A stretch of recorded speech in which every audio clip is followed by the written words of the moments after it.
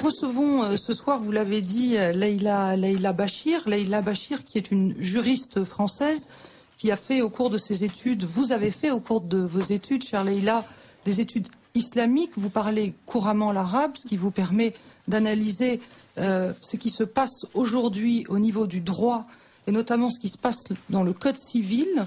Vous avez écrit très récemment un article qui va être publié dans quelques jours par Reconquête, un article sur la kafala. Alors, Leïla, d'abord, pourquoi avoir écrit un article sur la kafala dans Reconquête? Voilà. Bonsoir à tous. J'ai écrit un article sur la kafala dans le magazine Reconquête parce que le sénateur Alain Milon, qui est le sénateur du Vaucluse, ancien maire de Sorgues, actuellement adjoint au maire de Sorgues, le sénateur Alain Milon va proposer au Sénat une loi qui vise à adapter le droit français aux règles de la charia islamique. Si cette loi était votée, elle modifierait le code civil français pour le mettre en conformité avec le droit coranique. Il s'agit donc d'introduire dans le code civil français la kafala de droit islamique en la faisant figurer au même article que l'adoption. Et je pense que le peuple français doit s'y opposer fermement. Alors, vous venez d'employer un mot qui est certainement pas connu ou peu connu de nos auditeurs. Qu'est-ce donc que cette kafala? Oui, la kafala est un concept juridique islamique qui est l'engagement de prendre en charge bénévolement l'entretien, l'éducation et la protection d'un enfant mineur. L'enfant recueilli peut être sans famille ou alors issu d'une famille qui ne peut pas en assumer l'éducation. Je dois préciser que le droit islamique interdit l'adoption. Il autorise donc cette forme de tutelle qu'on appelle kafala. Kafala étant un mot arabe qui signifie caution ou garantie et qui est habituellement utilisé dans le jargon bancaire, immobilier, commercial. Mais pourquoi l'adoption? Donc l'adoption pour l'islam est interdite, c'est ça? Tout à fait, et clairement, et ça n'est pas une interprétation comme certains le prétendent, il n'y a pas d'interprétation à avoir. Tous les imams s'accordent, quelle que soit leur obédience, quelle que soit la communauté dont ils viennent, vous disent que c'est formellement interdit par Mahomet lui-même. Parce que le prophète Mahomet, resté sans descendance masculine, adopta un esclave du nom de Zayd. Et il maria Zayd avec la jeune et belle Zaynab. Vous verrez tout ça dans le Coran, dans la sourate 33, au verset 4, 37 et 40. Vous trouverez tout ça donc. Par la suite, Mahomet dit qu'il avait reçu l'ordre divin d'épouser Zaynab. Donc le jeune Zayd divorça de Zaynab et Mahomet l'épousa. Donc il a reçu l'ordre divin d'épouser sa belle-fille. Exactement. L'épouse donc de son fils adoptif Zayd, qui était donc un esclave, une sorte de butin de guerre, qui fut offert avec sa mère en fait. Il s'appelle Zayd ibn Haritha. Haritha c'est sa mère, donc Zayd le fils de Haritha. Bref, donc Mahomet le prit pour fils, le maria, mais un jour Mahomet a dit qu'il a reçu l'ordre divin d'épouser l'épouse de Zayd, son fils adoptif. À ce moment-là, Zayd divorça de Zaynab et Mahomet l'épousa, apparemment avec le consentement de Zaynab et de Zayd. C'est important à préciser ça. Or, épouser son ex-bru est illicite. Alors, subissant des critiques, Mahomet, toujours sur ordre divin, désadopta, je sais que c'est un mot un peu bizarre, on peut dire répudia, comme vous voulez, désadopta Zayd et interdit l'adoption pour tous les musulmans. Depuis ce jour-là, et depuis 14 siècles, un musulman ne peut pas légitimement, s'il est croyant et s'il suit la charia islamique, un musulman ne peut pas adopter un enfant. Alors, finalement, pourquoi cette kafala, donc qui est une sorte d'adoption, de moindre adoption, enfin vous allez nous expliquer ça, mais pourquoi donc les Français doivent s'opposer à l'entrée de la kafala dans le Code civil? Est-ce que ce ne serait pas un plus? Non. Les Français doivent s'opposer à l'entrée, à mon sens bien sûr, les Français doivent s'opposer, à mon sens, à l'entrée de la kafala dans le Code civil pour 3 raisons.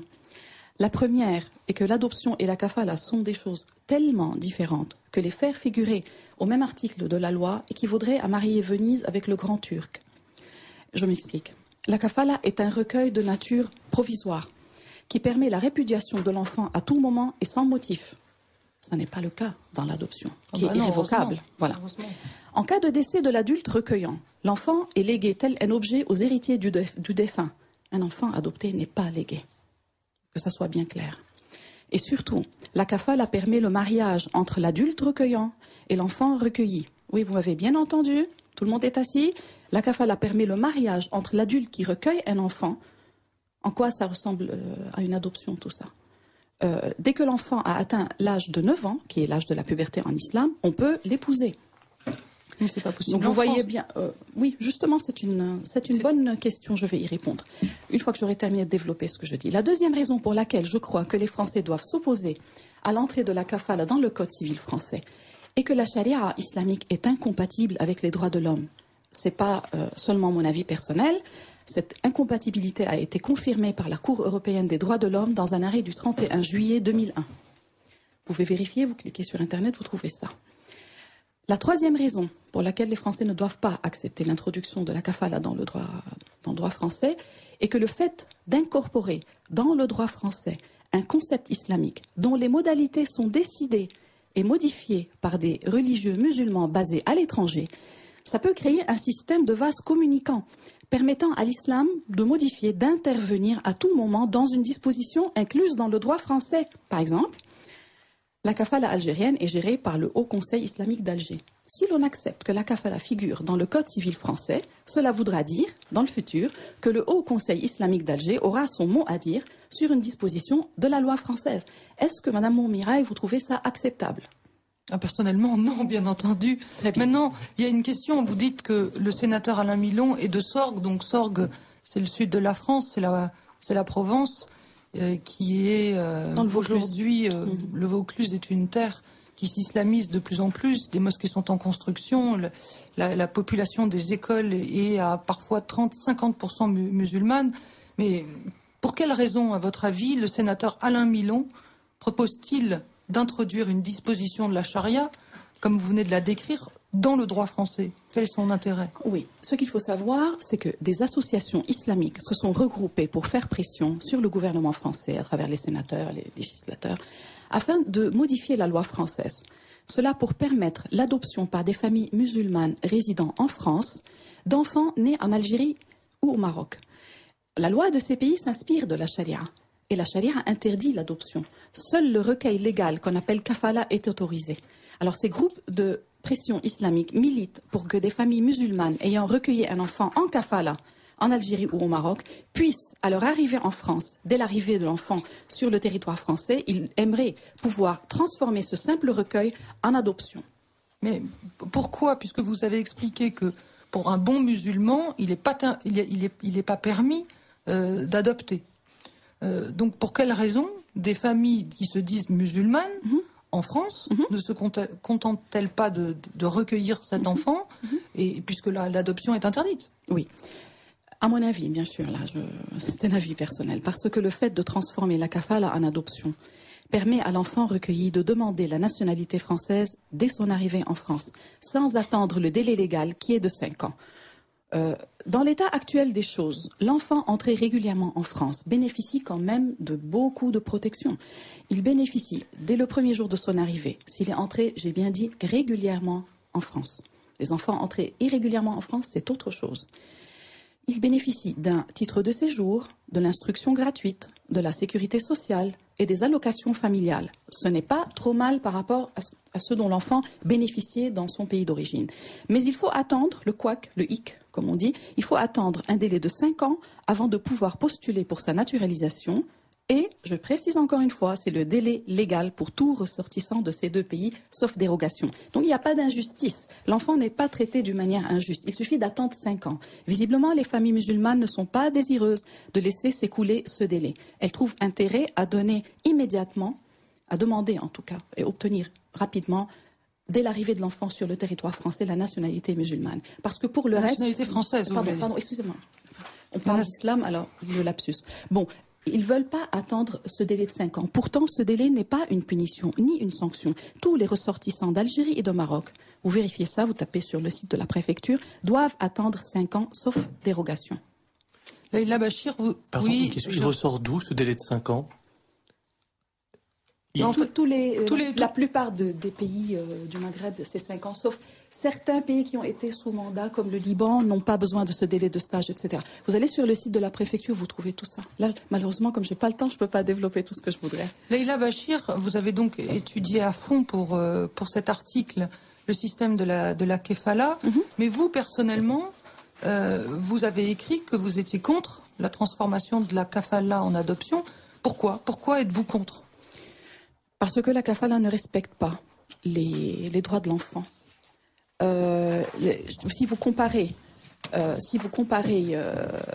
comment dirais-je, dans un pays comme la France, où les droits de l'enfant ne sont pas négociables, il est quand même important de signaler que la kafala ne respecte pas ces droits.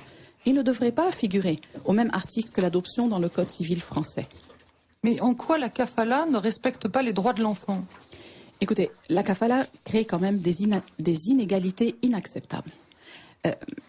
Elle crée des inégalités déjà entre enfants vivant au sein de la même famille. L'enfant recueilli en kafala selon le droit musulman ne peut pas porter le nom de l'adulte qui l'a recueilli, ni hériter de lui. Il est comme un enfant de deuxième catégorie, sans aucun lien de filiation. Contrairement aux enfants biologiques ou adoptifs de ce même adulte, l'enfant en kafala n'aura pas les mêmes droits. On est dans une même famille quand même. Et ça me choque.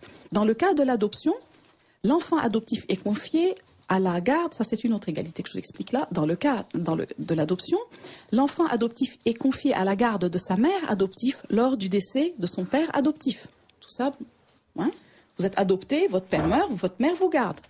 C'est votre mère. Tout ça semble logique. Sans logique, oui, mais il n'y a pas de logique dans la kafala. Si l'enfant, c'est-à-dire que l'enfant recueilli en kafala est retiré à sa famille d'accueil à la mort du chef de famille. Ce n'est pas l'épouse du chef de famille qui continue de l'élever. Il passe tel un objet aux héritiers de l'homme décédé à la condition qu'ils acceptent de s'en occuper. S'ils refusent, l'enfant est confié à une institution. Mais il est quand même arraché à l'épouse. Je trouve ça, non, ce n'est pas une adoption. Oui, donc en quelque sorte, l'enfant pourrait vivre un deuxième énorme traumatisme. Un deuxième abandon, tandis que l'adoption, au contraire, elle est là pour réparer. C'est un acte réparateur de l'adoption. Alors, Leïla Bachir, si cette... Excusez-moi, j'ai pas fini. Pardon, je suis désolée. Pardon. Non, parce que je voulais signaler encore deux autres inégalités. C'est important, dites-nous quelles sont ces deux autres inégalités. On parle souvent du statut de la femme et tout ça dans l'islam. Alors, il y a une inégalité entre enfants de sexe différents. C'est-à-dire que l'enfant de sexe masculin, recueilli en kafala, pourra s'affranchir de l'autorité de son garant, parce que c'est un garant quand même, il le cautionne, il ne l'adopte pas, j'insiste là-dessus. À sa majorité, l'enfant de sexe masculin peut s'affranchir. Mais un enfant de sexe féminin ne pourra pas s'affranchir. Un enfant de sexe féminin reste dans la famille d'accueil jusqu'à son mariage. Ce qui met les filles qui, par exemple, ne sont pas désireuses de se marier dans une situation quelque peu délicate, parce qu'elles restent prisonnières de leur famille d'accueil si elles se marient à 50 ans, jusqu'à 50 ans. Vous voyez ce que je veux dire? Et là, il y a une inégalité entre les garçons et les filles recueillies en kafala. Elles sont obligées de rester sous le même toit? Oui, elles n'ont pas le droit. Une femme en islam ne devient jamais majeure. Par conséquent, l'enfant, garçon à sa majorité quitte et la fille ne peut quitter que si elle est mariée. Il y a aussi deux autres inégalités que je tiens à signaler. L'inégalité au niveau de la sécurité familiale. C'est-à-dire que comme la kafala est révocable à tout moment par l'adulte recueillant et sans motif, notamment dans le cas du droit algérien, vous avez encore moins de motifs à fournir dans le cas de la kafala algérien. Donc l'enfant se trouve dans une situation quand même précaire, puisqu'il n'est pas adopté. Il est cautionné. Et cette caution peut s'arrêter brusquement, avec, comme on l'a dit tout à l'heure, l'effet dramatique d'un deuxième abandon. L'autre risque, c'est le même risque, ça découle de ce risque-là, c'est de voir se développer un phénomène d'enfants cendrillons. Parce que certains enfants, à cause de cette épée de Damoclès, de la répudiation qui pèse au-dessus de leur tête, ne pourront pas s'ancrer dans leur famille au même titre qu'un enfant adopté ou biologique. Oui, il saura tout le temps qu'ils ne trouveront pas leur place. Différent. Mais on adopte un enfant pour lui donner une place dans la famille. Quelle est la place bâtarde, un peu bizarre? Ça n'est pas une adoption. Enfin, Leïla Bachir, si la kafala était assimilée à une adoption en France, oui. Ne pensez-vous pas que la loi française, finalement, protégerait autant ces enfants, les enfants qui sont adoptés aujourd'hui, et Dieu sait combien... Elle serait un garde-fou contre ce que l'islam permet de faire à ses enfants. Voilà, au même titre qu'il y a énormément de suivi de par les services sociaux pour tous les enfants qui sont adoptés, car l'État fait attention que les parents soient dignes de recueillir ces enfants, vous l'avez dit à juste titre, qui souvent ont subi des choses difficiles, ne serait-ce qu'un abandon. Donc pour la kafala, est-ce que l'État français n'aurait pas cette même attitude? Oui, je vais répondre, bien sûr. C'est très intéressant ce que vous dites, mais j'ai oublié l'égalité la plus importante, je l'avais laissée pour la fin. C'est l'inégalité de l'enfant recueilli en kafala par rapport à l'enfant adoptif en ce qui concerne le tabou sexuel. C'est-à-dire que la charia islamique déclare licite le mariage. On avait abordé ça d'une manière un peu rapide, mais je reviens notamment pour les auditeurs qui nous prennent en cours de route, c'est important. Elle déclare licite le mariage d'un enfant recueilli en kafala avec un membre de la famille qui l'a recueilli. Ce mariage est également licite entre l'enfant recueilli en kafala et les enfants biologiques du couple qui l'a recueilli et avec lesquels il a grandi dans le même foyer et partagé les mêmes jeux depuis l'enfance. Ça, pour un enfant adoptif, ça n'est pas possible. Et à partir de l'âge de 9 ans, donc âge de la puberté en islam, la charia permet à un enfant recueilli en kafala, la charia interdit à un enfant recueilli en kafala de se trouver seul dans une pièce en compagnie des personnes de sexe opposé de la famille qui l'a recueilli, pour éviter justement toute tentation de relations sexuelles hors mariage entre ces personnes. Donc, avec un enfant adoptif, vous n'avez pas ce problème. Vous pouvez vous trouver dans une même pièce à partir de l'âge de 9 ans sans qu'on pense à mal. Dans les familles, par exemple musulmanes, où l'on pratique le port du voile, la petite fille en kafala doit porter le voile dès l'âge de 9 ans devant tous les mâles de la famille qui l'a recueilli, y compris à l'intérieur du domicile familial. Par exemple, un exemple pratique, quand le chef de famille rentre à la maison, ses filles biologiques n'ont pas à se précipiter pour se voiler dès son arrivée, contrairement à la fillette en kafala qui, elle, est tenue de se voiler. Donc, même si ces mariages, je reconnais en tant que personne qui a grandi dans un pays arabe, qui est née dans un pays arabe, je ne peux pas dire que ces mariages entre recueillants et recueillis en kafala sont légion. Mais ils sont légalement possibles. Et cela, à mon sens, crée une situation malsaine que le droit français ne saurait entériner. Et j'insiste pour dire que dans le cas de l'adoption, ces pratiques sont tout à fait interdites par l'article 366 du Code civil français. Oui, c'est interdit. Alors justement, on ne peut pas. Vous figurez sur le même livret de famille, vous n'épousez pas une personne qui figure sur le même livret de famille. D'ailleurs, l'enfant recueilli en kafala ne figure pas pour l'instant sur le même livret de famille. C'est un point très important que vous soulignez, Leïla Bachir, parce qu'il y a eu certaines études qui ont été faites sur cette kefala, qu'on a pu lire de ci, de là, mais jamais il n'a été souligné cette possibilité du parent caution, puisqu'on ne peut pas dire adoptant, cette possibilité d'adopter, d'épouser l'enfant ainsi recueilli. C'est donc une information très très importante que vous donnez ce soir aux auditeurs de Radio Courtoisie. Exactement, je vous remercie d'avoir relevé ça parce que c'était ma motivation pour écrire l'article. C'est-à-dire que j'avais consulté beaucoup de blogs, d'articles sur la kafala et même sur les blogs qui sont vraiment anti-kafala. Il n'y avait pas cette information-là et il n'y avait pas non plus le fait qu'on pouvait léguer l'enfant tel un objet au décès du parent recueilli, enfin mais c'est même pas un parent, de l'adulte qui l'a recueilli. Il n'y avait pas le fait...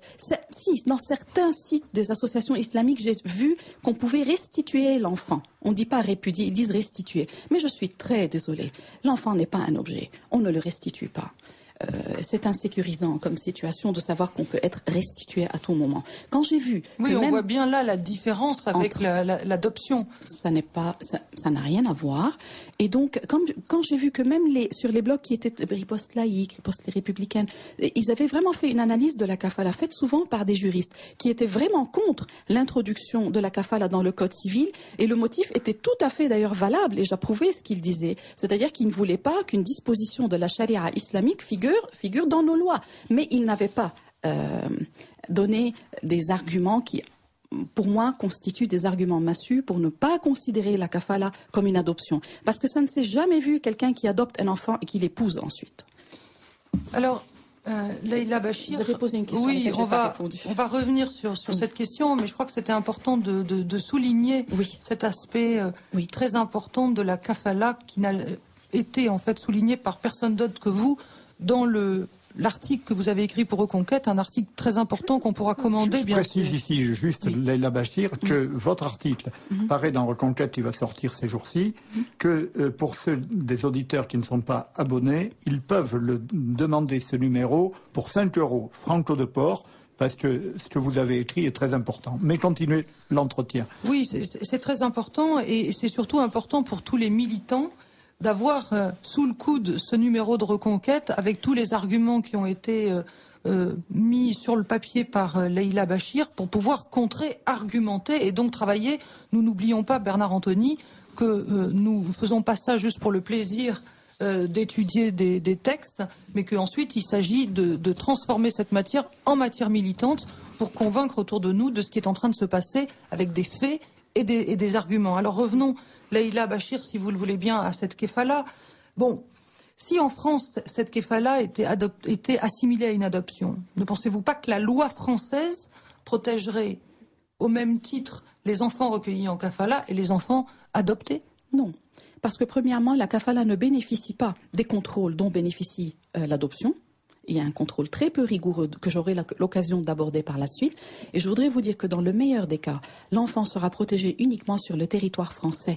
Mais ces mariages les mariages entre recueillants et recueillis en kafala pourront toujours continuer d'être conclus dans le pays d'origine de l'enfant, où son statut, vous devez le savoir, son statut d'enfant adoptif en France ne lui sera pas reconnu sur sa terre de naissance. On peut très bien emmener un enfant qui a grandi en France, en Algérie, spécialement pour l'épouser. Et le juge français n'a pas les moyens de contrôler ça. Il ne peut pas suivre chaque enfant en Algérie pour voir quelles sont les choses qu'il subit et qui sont non conformes à notre vision du monde et à la loi française. Donc, ce qui veut dire qu'un enfant qui serait recueilli en kéfala en France et qui, par exemple, l'été, ce qui arrive très couramment, partirait avec ses parents dans son pays d'origine, pourrait d'un coup être marié à sa garantie, son pseudo père adoptif, ça, ce serait possible. Cela s'est déjà vu. C'est-à-dire qu'à moins de mettre un juge derrière chaque enfant recueilli en kafala, vous ne pouvez pas contrôler ce qui se passe dans le pays de naissance de l'enfant.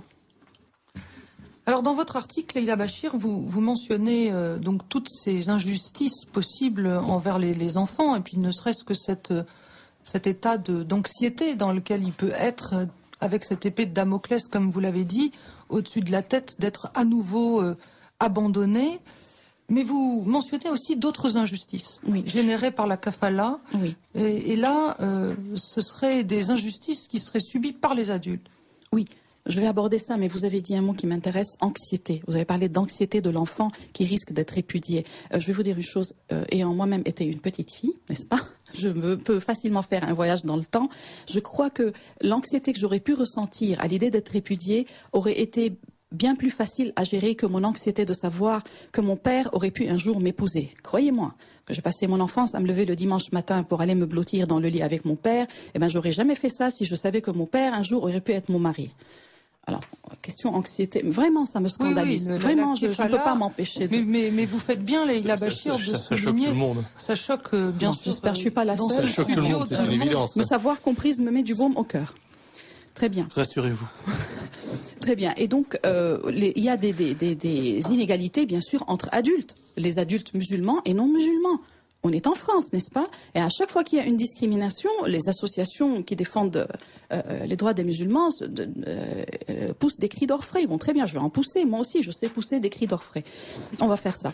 Alors, l'inégalité entre musulmans et musulmans, c'est très simple. Pour recueillir un enfant en Algérie, il faut être et musulman et avoir la nationalité algérienne. Pour le Maroc, il faut juste être marocain. Vous n'avez pas besoin. Il faut juste être musulman. On n'a pas besoin d'être marocain. Pourquoi je vous explique ça? Parce que c'est une première injustice vis-à-vis. Merci. C'est une première injustice vis-à-vis des non-musulmans qui, eux, n'ont pas accès à ce recueil d'enfants. À quoi cela aboutit? Cela veut dire que la kafala s'obtient grâce à une procédure simplifiée qui nécessite entre 6 mois et 1 an d'attente. Et on peut même réduire ces délais de moitié en confiant les formalités à un avocat. Et cette situation d'inégalité vient du fait que les couples qui veulent, eux, effectuer une adoption, parce qu'ils n'ont pas accès, ils ne sont pas musulmans, ils n'ont pas accès à la kafala. Et cette version simplifiée, donc d'aller recueillir un enfant. Alors eux, pour adopter, c'est la croix et la bannière. Ils doivent faire un véritable parcours du combattant. Ça équivaut à gravir l'Everest. Il faut dépenser des sommes colossales, voyager au bout du monde. Et certains de ces couples qui sont non musulmans donc se découragent. Et certains d'entre eux abandonnent leur projet d'adoption en cours de route. Pendant ce temps, des couples musulmans vont en Algérie ou au Maroc, prennent un enfant en kafala, le ramènent en France, imposent ici l'idée qu'il doit être adopté, lui donnent la nationalité française, etc. Mais Personne ne voit que c'est une injustice et c'est une discrimination inadmissible dans un pays comme la France. De dire, vous, non-musulmans, vous n'avez pas le droit de recueillir un enfant, mais vous, les musulmans, d'accord, c'est bon pour vous. C'est comme si on disait à un couple non-musulman, vous voulez égayer votre foyer par la présence d'un enfant, vous devrez gravir l'Everest. Et vous, les couples musulmans, eh ben, vous contournez la montagne. Oui, c'est donc une injustice. Donc on a bien compris, d'une part, les injustices faites aux enfants. Il y a donc aussi une injustice faite aux Français non musulmans, puisque les Français musulmans seraient privilégiés dans l'adoption, enfin l'adoption ou pseudo-adoption d'un enfant. Dans un autre passage de votre article, il est très long, les auditeurs le comprendront, c'est une matière qui est difficile, et elle doit être étudiée précisément, et c'est ce que vous avez fait, Leïla Bachir, dans cet article de Reconquête. Vous dites que la kafala présente un danger supplémentaire et vous dites que c'est la possibilité de trafic d'enfants. Est-ce que vous pouvez nous expliquer ça ? Oui, mais avant d'aborder ça, j'aimerais vous dire qu'il y a aussi une inégalité entre époux ayant recueilli un enfant en kafala. Mais ça, vous nous l'avez déjà dit, Leïla. Je l'ai déjà dit. Oui, vous nous avez dit que si c'était un homme, il n'y avait pas de problème, mais si c'était une femme, elle n'avait plus l'enfant et que l'enfant était transmis comme un objet. En cas de divorce. J'ai dit voilà. Je me suis un peu brouillée. Non, vous avez dit en cas de mort, mais c'est vrai qu'en cas de divorce aussi. Elle perd tout droit sur l'enfant. Et en cas de mort de l'époux, c'est pareil, il passe aux héritiers. Et si les héritiers du défunt, de l'homme, s'ils ne veulent pas s'en occuper, eh bien, il va à une institution. Et je voudrais encore dire une chose par rapport à l'inégalité aux adultes qui veulent adopter. C'est-à-dire que quand supposez-vous, Madame Moumirail, vous voulez adopter, n'est-ce pas? Mais il faut trouver un enfant. Comment dirais-je, un enfant dont les parents soit sont morts, soit ont été destitués de leur autorité parentale. Ou ils ont abandonné volontairement. Il faut ça. Mais la kafala, ce n'est pas du tout comme ça. Vous pouvez recueillir un enfant dont les parents sont vivants. Vous passez juste devant le notaire pour une signature. Il faut qu'ils donnent leur accord. L'important, c'est que l'enfant soit un mineur et que vous soyez majeur. C'est la seule condition. Vous pouvez recueillir et ramener ici en France un enfant de votre propre famille. Ça peut être votre cousin, ça peut être votre frère, ça peut être votre nièce, ça peut être même le petit-fils d'une personne. C'est-à-dire que n'importe quelle personne résidant en France peut aller en Algérie ou au Maroc et ramener avec elle... N'importe quelle personne musulmane. Pardon. Vous voyez que vous commencez à être plus calé que moi sur le sujet. Il faut être musulmane et on peut aller recueillir...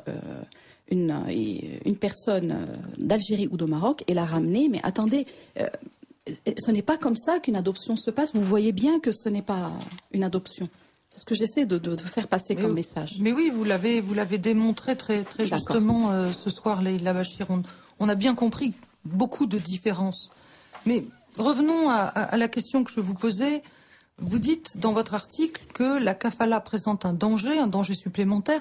C'est pas un danger neutre. Non. C'est celui de la possibilité de trafic d'enfants. Expliquez-nous ça. Oui. Comme je l'ai mentionné, le contrôle de la kafala est peu rigoureux.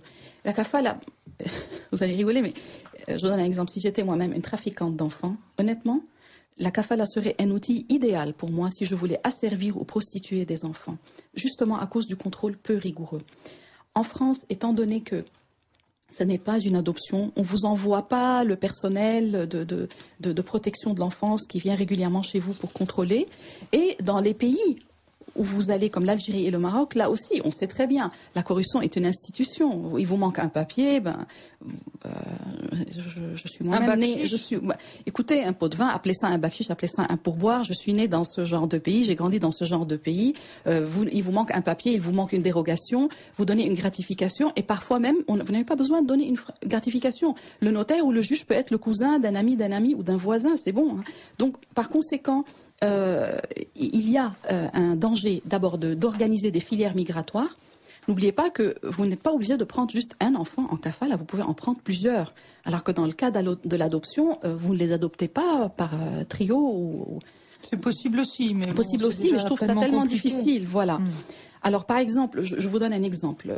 La kafala, il y en a deux types. Une notariale et une judiciaire. La notariale est vraiment la plus simple. Il faut que les parents de l'enfant soient vivants et ils vous les cèdent de gré à gré devant un notaire. Il suffit de signer.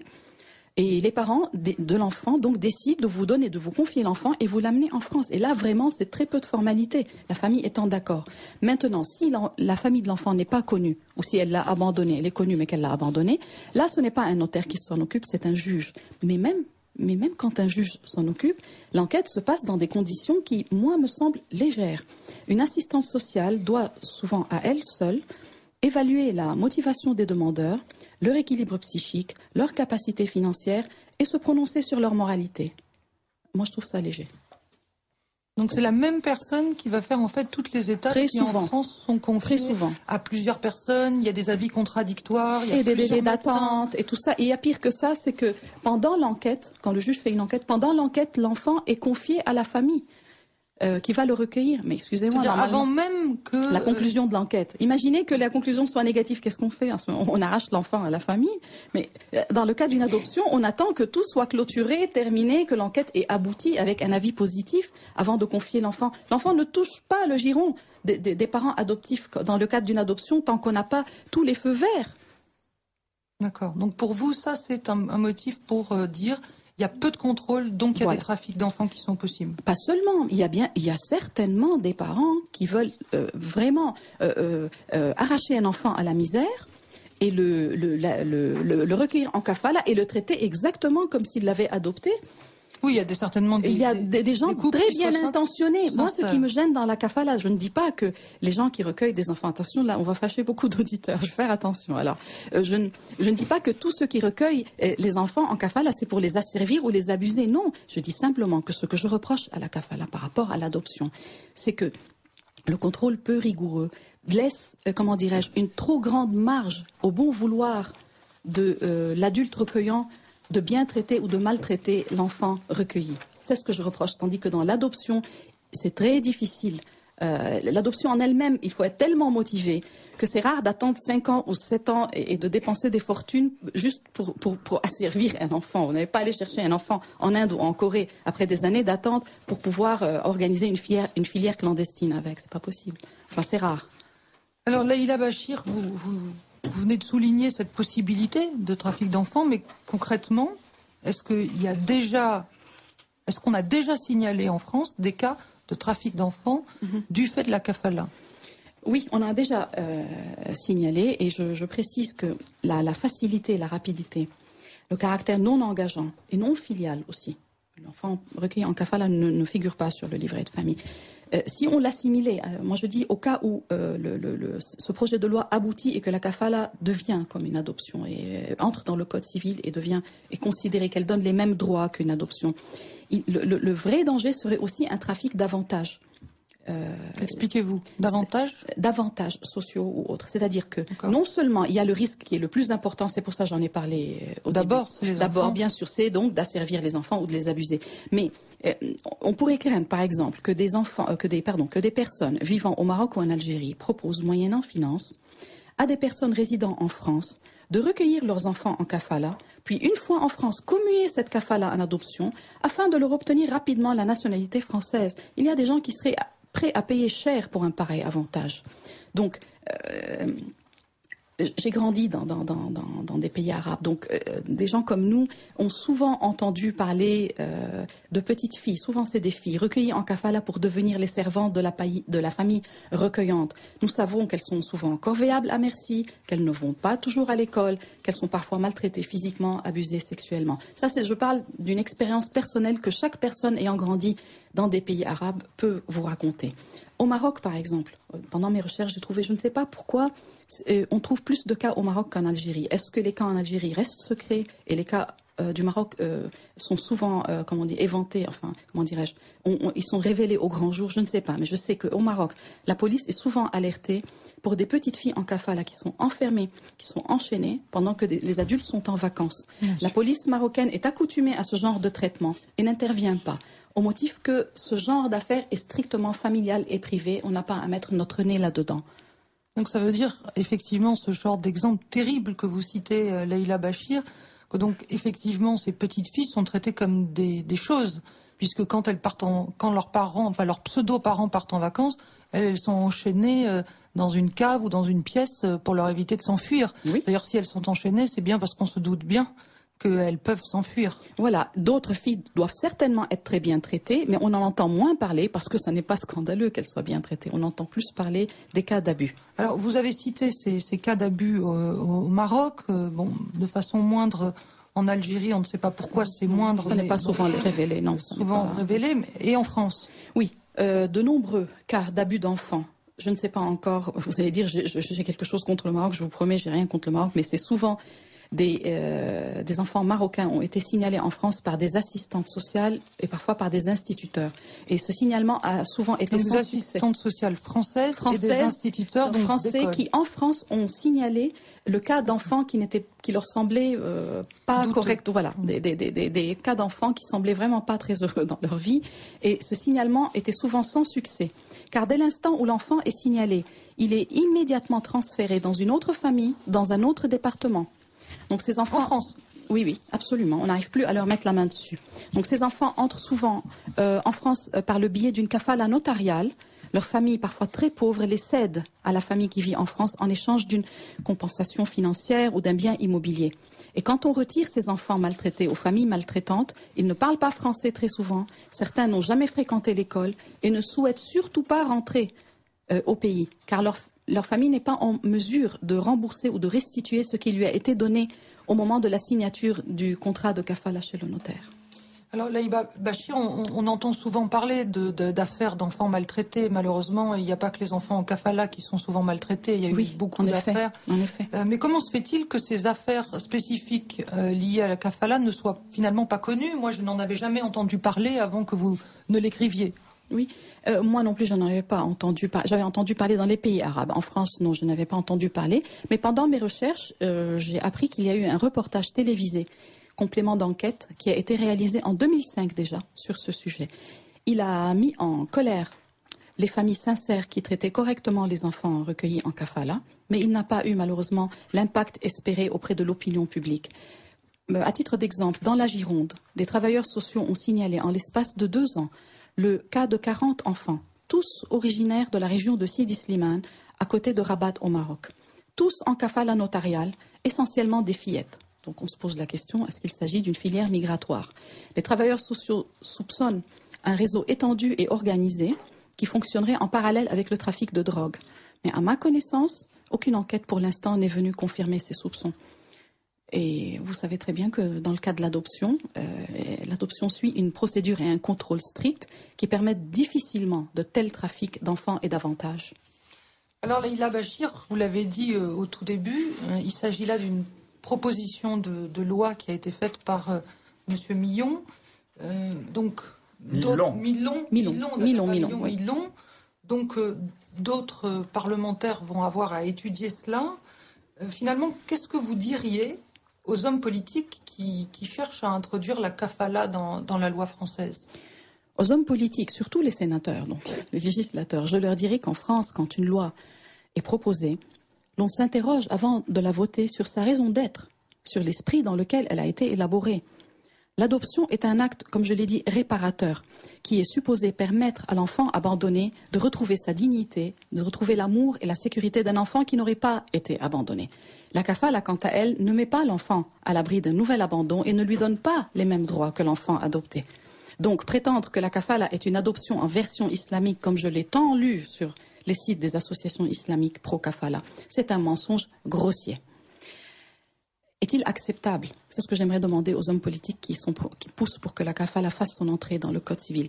Est-ce qu'il est acceptable de mettre au même niveau la kafala et l'adoption, sachant que la raison d'être de la kafala résulte de l'interdiction de l'adoption en islam? Modifier le code civil français pour le rendre compatible avec la charia, à mon avis, serait d'autant plus dangereux qu'il instaurerait un précédent. Que ferons-nous à l'avenir, par exemple, si dans l'éventualité d'une future pression des associations islamiques pour que le divorce et la répudiation soient considérés de la même manière et produisent les mêmes effets en droit français? Comment pourrons-nous refermer la boîte de Pandore? Alors, Laïla Bachir, nous arrivons presque au terme de cette première partie d'émission. Donc, beaucoup de choses ont été évoquées ce soir par vous. Nous vous en remercions. Je rappelle que cet article, votre article, est disponible dans la revue Reconquête et qu'on peut la commander pour 5 € franco de port au centre Charlier, 70 boulevard Saint-Germain, 75 005 Paris. On aurait pu évoquer encore d'autres choses. On va peut-être essayer de conclure sur cette question. Il nous reste 3 minutes. Exactement. En fait, il y aurait beaucoup de choses à dire, mais tout est dans l'article, donc ça va. Je vais essayer donc de conclure. Je voudrais dire que la kafala, j'insiste encore une fois, doit être fermement refusée dans le Code civil français. D'abord parce qu'elle permet de discriminer entre les Français musulmans et non musulmans, parce qu'elle permet aux musulmans de pouvoir accéder à une procédure de recueil simplifié auquel les non-musulmans n'ont pas droit. Donc c'est une discrimination inacceptable dans un pays occidental. Et je propose aux musulmans de procéder comme font les non-musulmans, c'est-à-dire de se tourner vers les pays qui autorisent l'adoption et d'entamer la procédure d'adoption telle qu'elle figure déjà dans le Code civil français. Et cette procédure est autrement plus respectueuse des droits de l'enfant que ne l'est le droit musulman. Car enfin, la charia est conforme aux enseignements d'un prophète qui a répudié son fils adoptif pour pouvoir épouser sa belle-fille sans encourir de blâme. En l'occurrence, je considère que la France n'a pas de leçon à recevoir. Merci. Leïla Bachir, c'était passionnant.